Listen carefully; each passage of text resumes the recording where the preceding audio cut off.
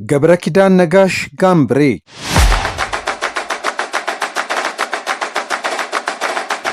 የጨዋታ ስፍራ የግራ መስመር አማካይ ተመላላሽ የኮሪደሩ ንጉስ ይሉታል የዛን ዘመን የቡድን አጋሮቹ።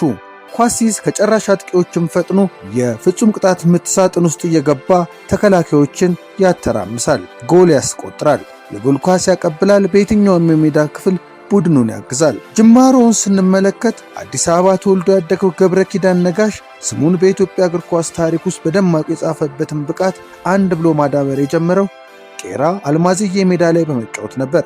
በወቅቱ የኳስ ተሰጥኦን ያዩ የተለያዩ ክለብ መልማዮች ጥያቄ ቢያቀርቡለትም ጋምብሬ ግን የኢትዮጵያ ቡናን ማሊያ መልበስን መረጠ።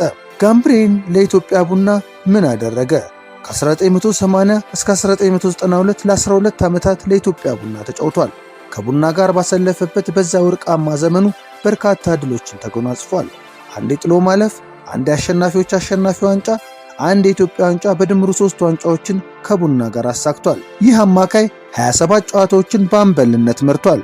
ጋምብሬ በ1992 ከቡና ከተለያየ በኋላ ለትራንስ፣ ለመድን፣ ለምድር ባቡር፣ ለአየር መንገድና ለአዳማ ከነማ ተጫውቷል። የብሔራዊ ቡድን ግልጋሎቱን ስንመለከት ገብረኪዳን ነጋሽ ጋምብሬ ከ1983 እስከ 1990 ድረስ ለ7 ዓመታት ለኢትዮጵያ ብሔራዊ ቡድን ተጫውቷል። ሆኖም ከብቃቱ አንጻር የኢትዮጵያን ብሔራዊ ቡድን እንዲያገለግል በቂ ዕድል ካልተሰጣቸው የተገፉ ኮከቦች መካከል ገብረኪዳን ነጋሽ ጋምብሬ ይጠቀሳል። አብራቸው ከተጫወታቸው ቀደምት ከዋክብት መካከል አክሊሉ ገብረ ማርያም፣ ዞፔው፣ አሸናፊ በጋሻው፣ አፈወርቅ ኪሮስ፣ አንዋር ያሲን፣ አበራ መንግስቴ፣ በለጠ ወዳጆ፣ አሰግድ ተስፋዬ፣ ጅሬስ፣ ኤልያስ ጁሃር፣ ሳሙኤል ደምሴ ኩኩሻ፣ ደረጀ ባቢ ይገኙበታል። የኢትዮጵያ ቡናን ታዳጊ ቡድን ተረክቦ ጥቂት ዓመታትን አሰልጥኗል።